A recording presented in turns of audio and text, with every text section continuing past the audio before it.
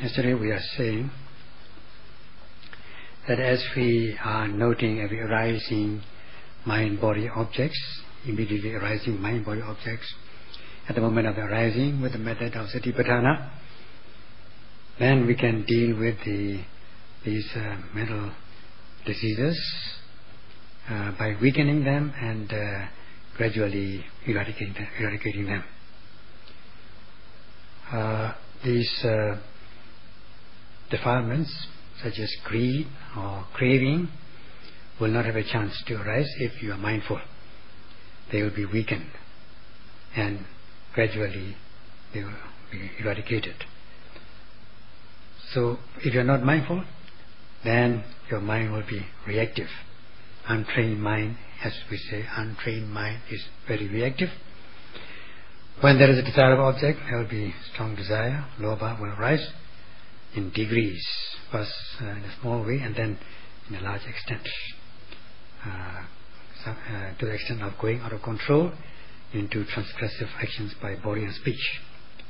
Same thing with the undesirable objects, the disagreeable objects. There will be dissatisfaction, disappointment from in a small way to rising in degree to in a large way, and leading to transgressive actions by body and speech. If you do not know the truth, you know wrongly, and you are shrouded in darkness, hindered by ignorance, then there will be distorted views. Not knowing the truth, knowing in the wrong way. And because you are mindful at the moment of rising, you will know the realities as they are, as much as you are mindful, such as the existence of mind and body. If you are not aware, then you will be distorted. You will hold distorted views, perverted views. Now you know the truth, therefore there will be no distorted views, perverted views. And there will be no madness by indulging in these defilements such as greed, hatred and delusion, because they are weakened. And because you are strong enough, you are able to gain the upper hand of these undermining impurities. So then as the mind is cultivated, developed, then so will be the mind-produced materiality, namely especially the blood which circulates through our body, which this will become pure and efficient, of high quality, so that there will be health. You become healthy. When at last you are able to cultivate knowledge, then your materiality, the body, will become very pure and clear, free of impurities, and blood circulation also will become very pure. You become healthy. Not to mention ordinary organic diseases. And moreover, there will be because you are prudent enough with the practice of Satipatthana, you will not take these intoxicants. You will not become mad with intoxicants. Nor will there be any frenzy as a result of these unseen beings such as demons and devils. In rare cases, of course, one is said to be possessed by demons and devils, and these possessions can be like a trance-like work of good or bad spirit, maybe, or a benign and dead relative. Such activities manifest the decline of rationality. Now we are practicing to be rational, so such activities like being possession by devils, bad spirits, good spirits, manifest the decline of rationality. There will be widespread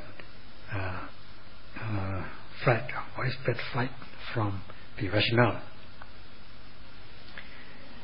And then you will not be possessed like this, and then only when, of course, the surest way, you only be sure, you become sure of freedom from such madness, is when you realize the path consciousness become the noble one. Then you'll be free of madness, especially madness as a result of kilesas, indulging in defilements. And there may be only trivial annoyances, but nothing serious. တွေ့ပြီးတော့ဖြစ်နေတာလေးတွေရှုအပ်တာနဲ့ဒီလိုတည်တဲ့စိတ်ဆက်ဆက်ရှုတဲ့ရှုအပ်တာနဲ့ယောဂီတွေပါမြင်မြင်တွေ့နေတာပါပဲစဉ်းစားပြီးတော့တွေ့တာမဟုတ်ဘူးကြံစည်ပြီးတော့တွေ့တာလည်းမဟုတ်ဘူးကိုယ်တိုင်ကိုရှုလို့ကိုယ်တိုင်တွေ့နေတာဆိုအတ္တပိစိက္ခဆိုတာပေါ့လေကိုယ်တိုင်မျက်မှောက်ပြီးတော့သိရတဲ့ပရမတ္ထအစစ်တွေဉာဏ်ထဲမှာထင်လာတော့ကိုယ်တိုင်တွေ့နေတာပဲဒါအမှန်ထင်ရှားတာပဲ And we have also discussed how to uproot. The method of uprooting is spiritual mental diseases like madness. In brief, with the illustration of four postural changes like sitting from standing position or from standing from sitting position, or walking and standing. All these things are major postural changes. When you'll be able to know the nama, rupa, mind and body, for those who are very carefully noting. And when should such things be noted? They should be noted at the moment of arising, at the moment of sitting, at the moment of standing, walking and sitting and so on. First of all, we just note and know the materiality, rupa and the main, because that's more obvious. Later, when we are free of hindrances, disturbances, then we will not just the materiality, the body, we also come to know how the mentality, how mentality arises together with materiality. Because when you are sitting, for instance, first there will be intention to sit, followed by the sitting process. There will be the intention in stages, followed by the successive sitting, which is the materiality. They occur in pairs, and that will be discovered by respectful, careful yogis. These experiences, findings are not from hearsay or from thoughts or imagination, or from books or teachers. They are directly experienced, atapachaka, direct knowledge, or paramattha, the ultimate realities. It's quite obvious. When you are lying down also, or turning from one side to another, changing your lying position, how to keep your hands and feet, all these things can be noted and known. Changing these postures, or changing hands and feet, both minute, minor and major changes will be observed. And at that time you will be observing this mind and body at the same time. Such as there is intention to lie down, then the body is slowly lying down. That is the mentality and materiality in pairs. And also these sensations such as stiffness, tension will become obvious. And you turn to another side.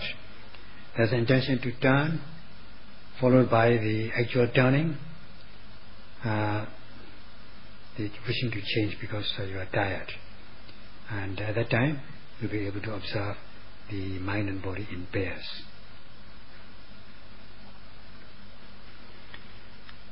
Also in the case of walking, when you are lifting, moving and placing, you're bound to observe the mind and body in pairs, such as the intention to lift, followed by the actual lifting process. And when you're moving, the intention to move and the actual moving process. And placing also, intention to place and the placing process. In this way, the mind and body will become obvious. Now if you want to know these, note and know, if you want to observe mind and body, then you note at the very moment, at the moment of arising. Because at the moment of lifting, there is this intention to lift, and the foot lifts up feeling lightness, or you feel you're being lifted up from bottom, something is lifting you up, pushing up. And you're in moving also, you feel that something is pushing you from behind or something is pulling you from front. And this is the nature of movement, the manifestation of the wind element. This will also become obvious. And when you're placing, you just release your foot to come down, then there will be this feeling of heaviness. And when it touches the ground, you feel hardness of the ground, and pressure, and so on. All these things are sabhavas, the natural unique characteristics. And to know the mind and body sabhavas at the moment of lifting, moving, placing, you got to activate your mindfulness steadfastly. Then you will come to observe these mind body sabhavas. Now at this moment, after the practice, yogis come to observe. Just observe. The yogis can observe these things because they are respectful and careful. It is quite satisfying, and because they cherish the Dhamma, they cherish the practice. And if we are to say, like your children, I say that they are lovable, dear yogis. Every time you are changing these postures from sitting, standing to sitting, walking, such as lifting, moving and placing and so on, there can arise in the body these feelings, sensations. In the beginning, these good and bad feelings are more obvious than neutral feeling, such as this hardness, harshness, which are the elements, manifestation of earth element, Prithvi. Then heat, or you might feel heat or cold or warmth, manifestation of the element or temperature. And then the excessive stiffness, tension, movement are the manifestations of the element of the wind, Vayota. So in the body, in all these four postures, every time you change, there's bound to be such feelings. And whenever you feel this external object comes into contact or strikes the base element, in this case kaya, pasada, body sensitivity, sensitive parts of the body, you are bound to suffer, you are bound to feel painful, kayika dukkha vedana, physical pain, physical suffering. Sometimes you feel like pin pricks, these things, because they are like pins piercing your, coming into contact with your body sensitivity or sensitive parts of the body, kaya pasara. And when there's excessive heat, the weather is hot or the weather is cold, then also you will feel this unbearable or bad feeling, unpleasant feeling, dukkha vedana, when there is excessive heat or cold. And then also sometimes you feel stiffness in the body, excessive stiffness so that you cannot bear it. That again is a painful sensation.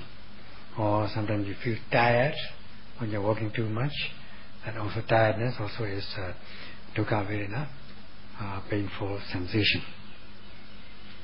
All these things, the manifestations of earth element, temperature element, wind element, Prithvi, Tejo, Vayu will become very evident because sometimes they become unbearable. This such dukkha vedana are the sabhava, knowing the sabhava lakkhana, the natural characteristic as being unbearable. Pain, feeling of pain, feeling of suffering. And then the yogis will come to know the nature of this physical pain, painful sensation as being unbearable. And when you go on feeling it, for example, when you're sitting for a long time, you feel very tired, very painful in the lower part of the body. You feel very much wearied, and exhausted, sometimes deep to the extent of becoming depressed, disheartened. When will that end? That sort of thing. Such feeling, such knowing, such characteristic is knowing the function of this sensation, in this case unbearable, painful sensation. Then in the mind there will be mental distress due to this physical pain.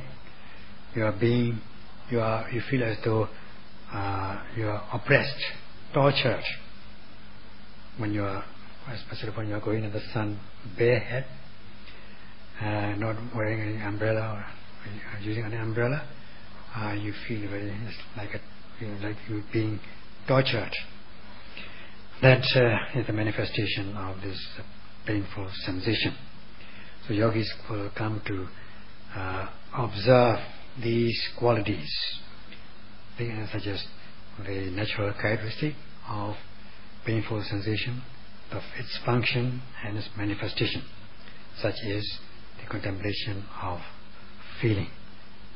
In this case, noting this kayika dukkha, bodily pain, and this amounts to Vedana, Vipassana, Satipatthana, the practice of contemplation of feelings. So when you are feeling physically in the body unbearable sensation, that is materiality, and the feeling that comes out of it is mentality. All this, and the noting mind, noting and knowing mind, again is a mentality. So in this case, you come to observe this materiality, mentality in pairs for those who note very carefully.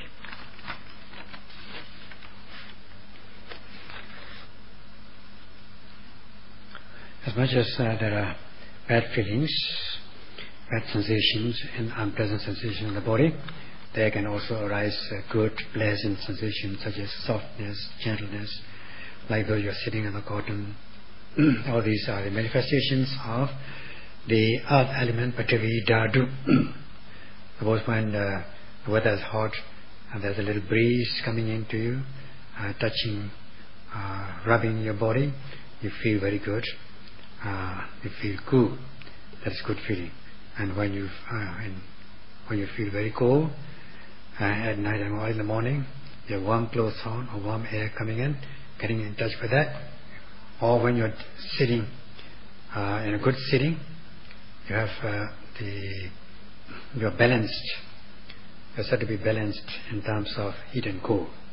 There's neither too hot nor cold, just warm feeling, good feeling, almost neutral, neither too hot nor cold, and the levitation and feeling lightness. And without the stiffness and tension, there can be the softness, pliability of the body, feeling restful. Such things are good feeling.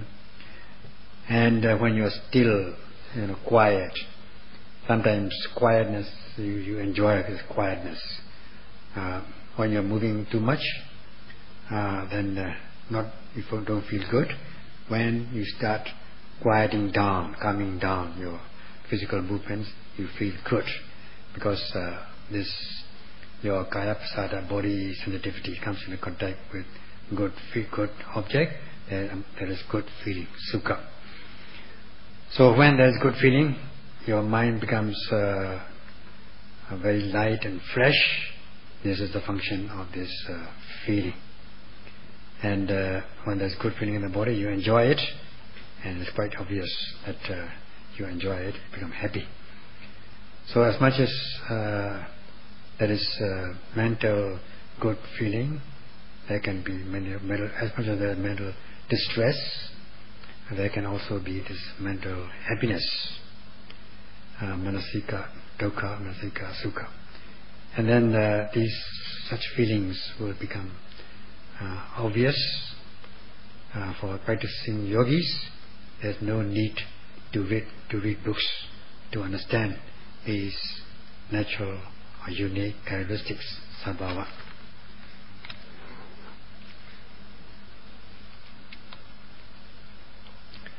there is this striker element.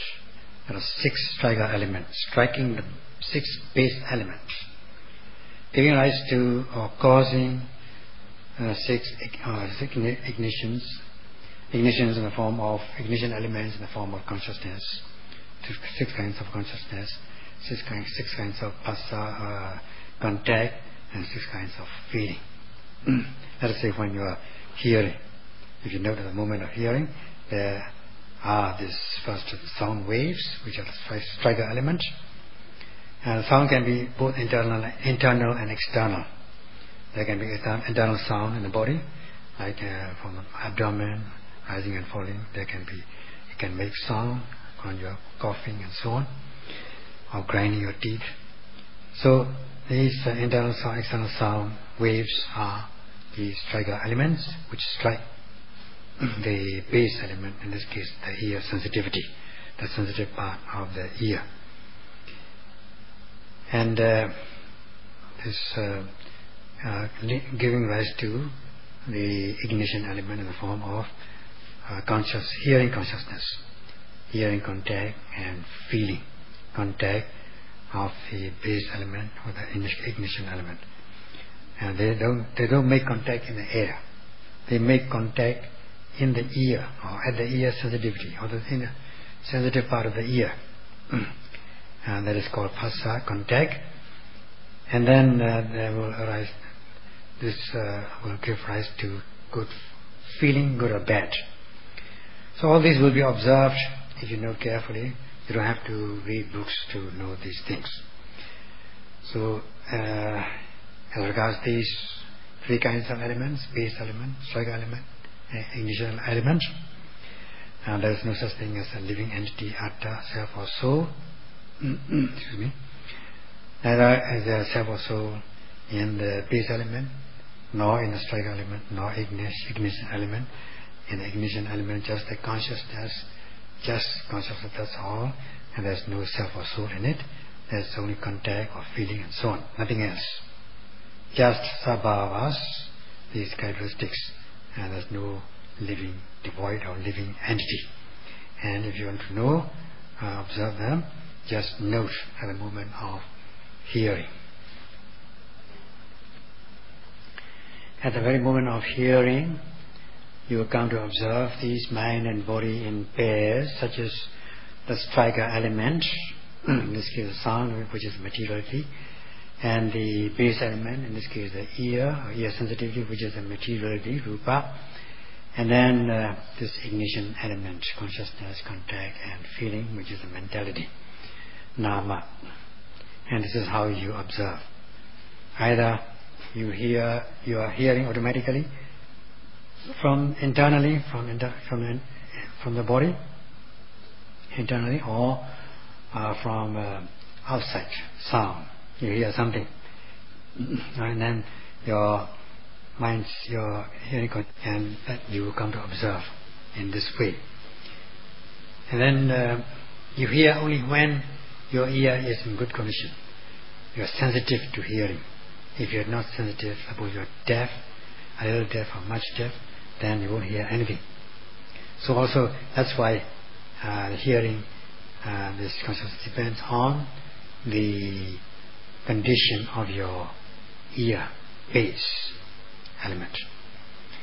And the ignition element becomes very obvious. That is hearing consciousness, contact and feeling good, bad or neutral. So this ignition element did not exist initially, or does not exist initially. It comes into existence only when the striker element strikes the base element. In other words, the sound waves hit or strikes the ear base, the ear drum. Hence we say that it is conditioned. It is a conditioned phenomena, and it is subject to cause and effect linkage or process. Just like in the case of striking your match with a matchbox.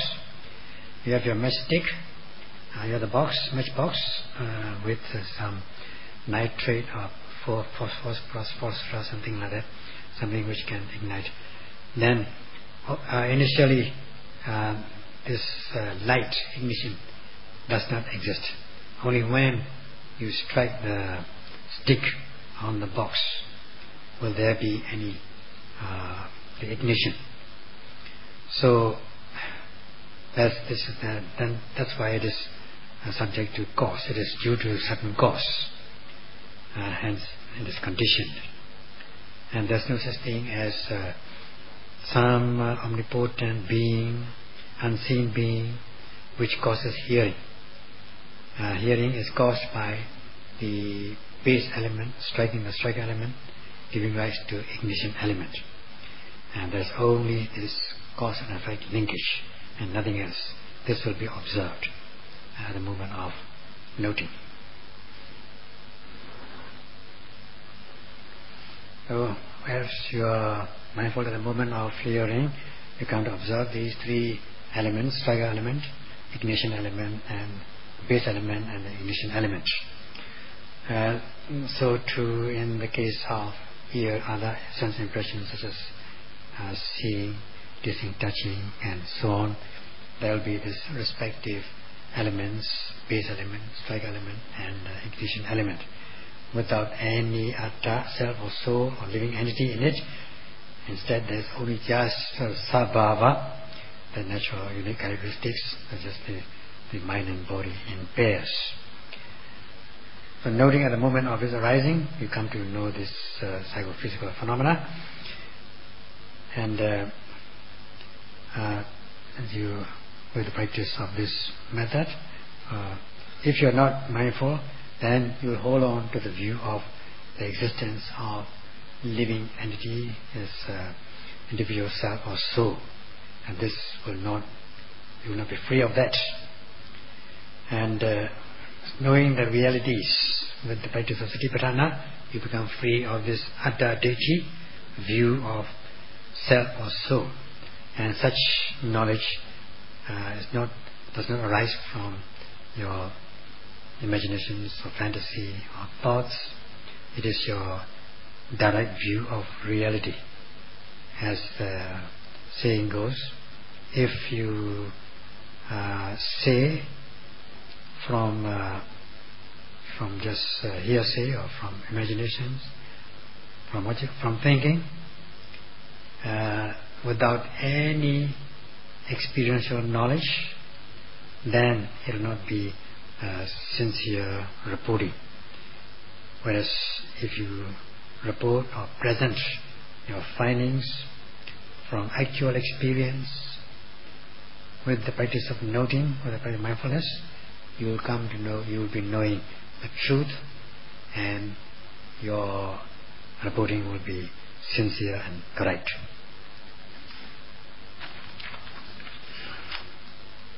Now for the yogis, during the first few weeks, 1 or 2 weeks, these things that we just discussed have not been given in advance. So the question may be posed, why don't the teachers give such answers in the beginning? Why give us why not give these answers, the results of the practice? Now if the results are not given, because if the results are given, say the yogis are told that you will find these such and such observations, you will come to realize such observations. If you note so and so, you will find so and so, then you are given answers. So why practice? You are already getting the answers. You are practicing in order to find the answer by yourself. So if you are given these answers, if you note rising, you will find this, so and so. If you note falling, you will find this, and then you will cultivate this kind of knowledge and all that sort of thing. Then what will happen? The yogis will follow suit. They follow the lead, and then they will report accordingly to their teachers. The teachers will, oh, yogis so quick, so quick. They cultivate knowledge so quick. They gain insight. that sort of thing. So unless they might follow lead, these answers were not given. They are the answers which are the knowledge of the realities, real knowledge, not the conceptual knowledge. If you are given these answers, you will be reporting from concepts, not the realities. So there's a difference between concept and the realities. So that you won't report from concepts, these answers are not given in advance. So the teachers only give the methods of observation, method of practice, how to find, how to look for it, not what to find, how to look for it. Like in your research work, in your research work, you have no answer as yet. The teachers give you the method of doing research, not the result of the research. Result of the research does not come first. The analogy given here is when you are working an arithmetical sum in your school days, not now. So there are two parts of arithmetical sum. The working part. There will be stepwise, many steps to work out. This plus this plus that, and take out this, minus, multiply, and so on. These are the working stages. Then comes finally the answer. Answer is only a very small one. Working is a lot. So many lines, so many stages, so many steps. So the teacher gives only the method of working. Your teacher never gave you the answer of the arithmetical sum. The answer has to be worked out by yourself. That will be your experiential knowledge, the real knowledge, realities. And if you work out this arithmetical sum according to the method or formula given by the teacher, school teacher, meticulously, respectfully, carefully, not being vacant, then you are bound to get the answer finally. And if you work out for one step, there will be one step answer for one step. If you work out second step, there will be another answer of another step. And you go on working until you finish your arithmetical sum. At last, all at once, and you get the final answer. This will be your experiential knowledge. Then the teacher will give credit, give marks, or full marks if the answer is correct. He may also look at your working, and maybe copying somebody else's answer. Yeah. So the teacher has to look at your working, whether the working is correct, and the answer tallies with the answer. Then he or she, the teacher, will give you credit, full marks. So the yogis, so too with the yogis, not to report from hearsay, from concept, but from the real experiential knowledge. Just like this, this working of this arithmetical sum. And for those who practice or know respectfully, carefully, they are bound to experience by themselves the answer to this problem. So the teachers love those students who work out this sum according to the formula given, and if without working, if they just give the answer, then such answer will not be recognized by the teacher, arithmetical teacher, mathematics teacher, because there is no working involved in it. He or she is just giving, the student is just giving the answer. There is no recognition. And the teachers love workers, those who work, those who not.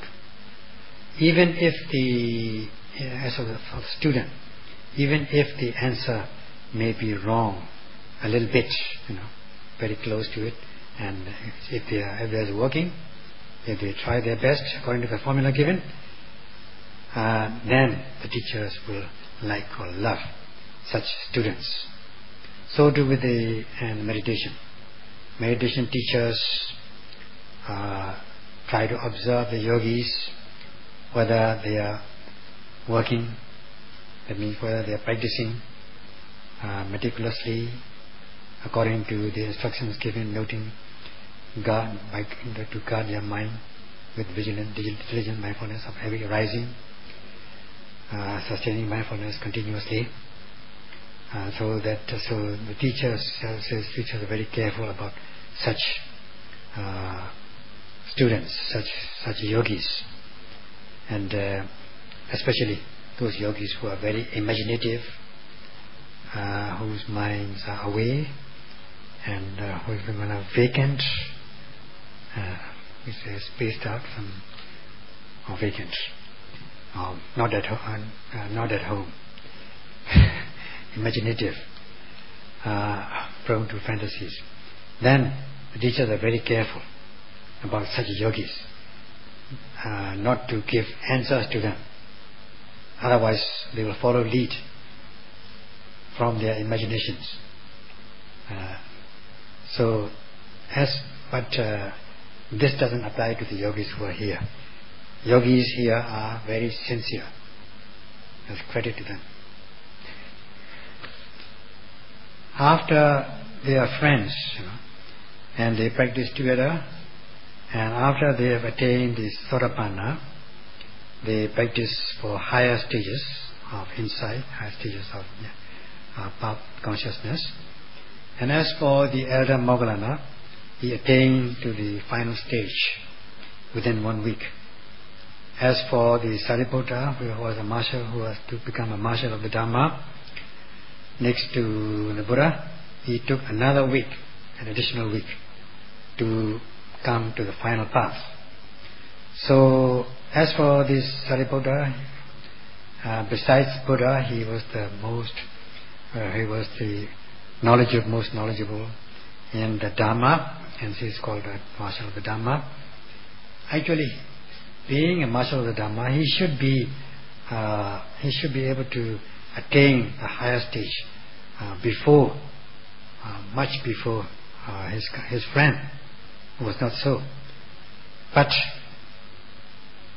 he was very careful, and he was very intellectual, very intelligent, very high knowledge.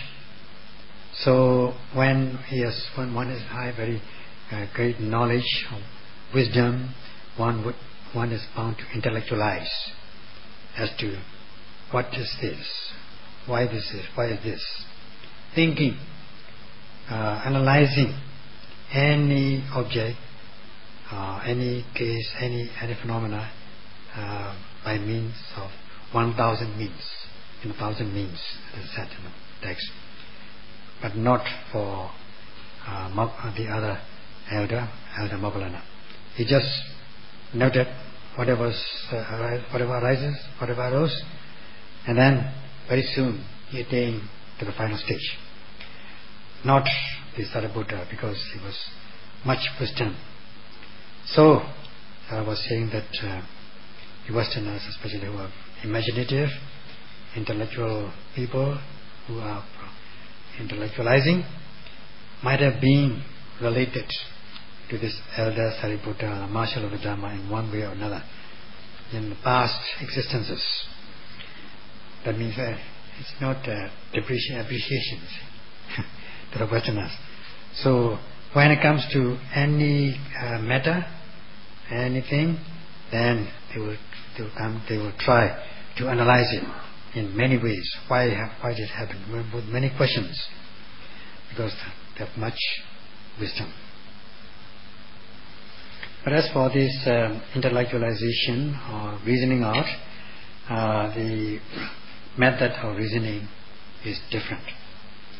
As for the elder Sariputta, the marshal of the Dhamma, he practiced the Satipatthana, and he was able to cut through to knowledge in a very clear-cut manner. That is experiential knowledge, Pechaka Jnana, direct knowledge. He gains knowledge first, and above that, based on that, he intellectualizes it, not based on nothing, not just without any base. And based on this Pachaka Jnana, direct knowledge, he tried to analyze or intellectualize in a method of inference or logical method. So first of all, he had to gain this experiential knowledge. Based on that, with the foundation first grounded in this experiential knowledge, and based on that, he intellectualized, he analyzed. Not the way most people analyze in these days. In these days, they probably base their intellectualization on conceptual knowledge, not the real knowledge. That's why yogis are exhorted, if they continue the practice elsewhere or here, not to follow the method of the elder Sariputta to intellectualize, to reason out, but to follow the method of elder Moggallana, so that you will be have a quick attainment, fast attainment, and based on the sure experience, you may, if you want, you may or may not analyze it. Then only you gain insight very quickly.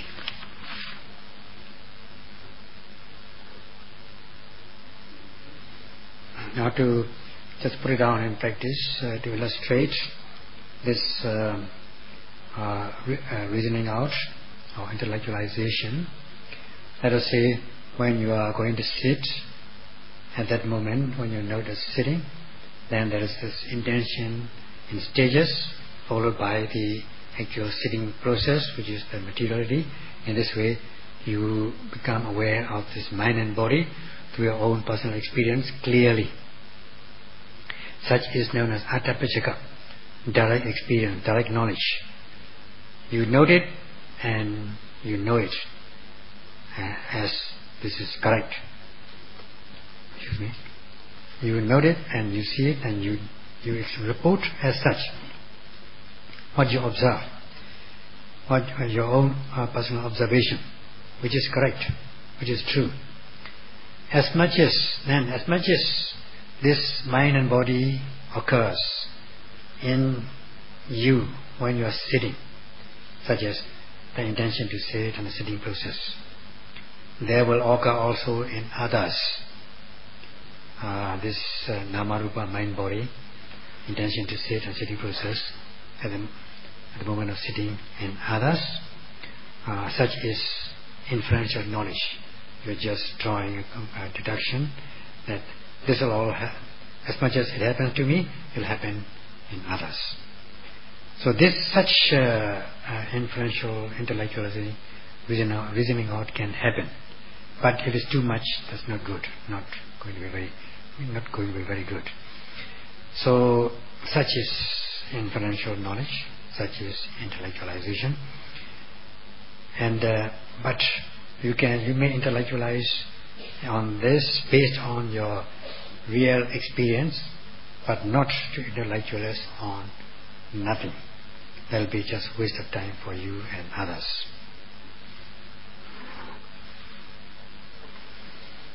Nevertheless, just noting and to know the mind and body, or the knowledge of the discernment of mind and body. If one is not continuing to practice, then one will not come to know the reason of this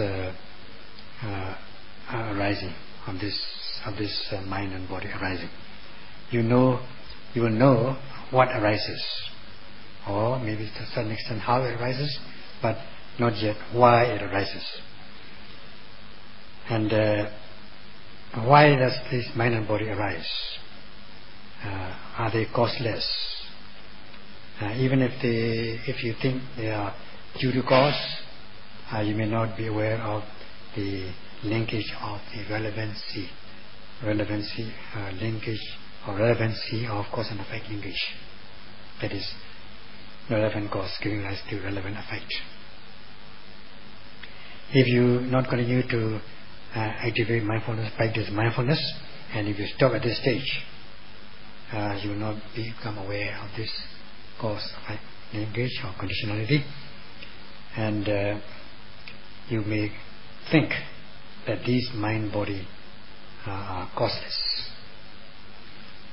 Or from hearsay, or from the thoughts, with blind faith, you may hold a view of the cause, that they are due to cause, but this cause is caused by some omnipotent being. So taking what is not cause as cause, this is called fictitious cause view. So not knowing the conditionality of the mind and body, although you now know the mind and body, as we have discussed previously, but you will not understand the relevancy of cause and effect.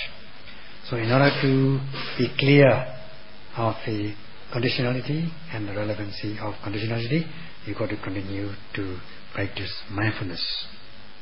After you have come to the knowledge of mind and body, that is, this is the mind, this is the body, this is the noting mind, this is the noted object, this is the intention, this is the sitting, standing, whatever, then you continue to be mindful.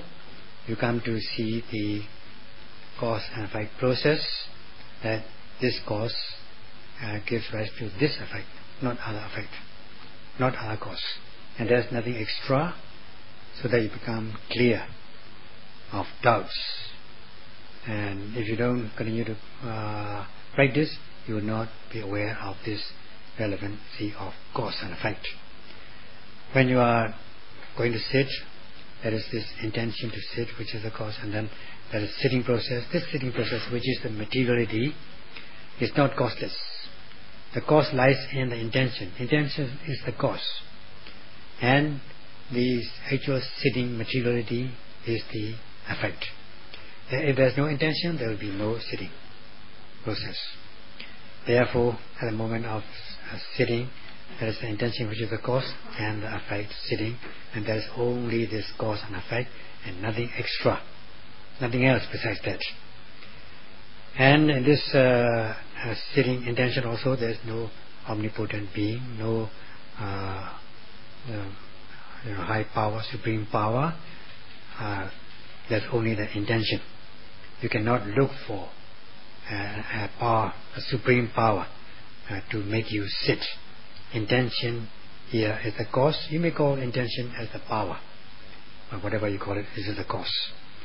So at the moment of sitting, there is this only cause and effect, and nothing extra that will be observed at the moment of sitting, and then this cause effect also will be with the relevancy of cause and effect. That is, only this cause gives rise to this effect, not other effect. So you become clear of doubt about the cause and effect. That is one step of insight knowledge. Previously, you have clear awareness. Now you are clear of doubts. You have no doubts in you. And we shall continue this subject tomorrow. We shall continue this subject tomorrow. We shall continue this subject tomorrow. We shall continue this subject tomorrow.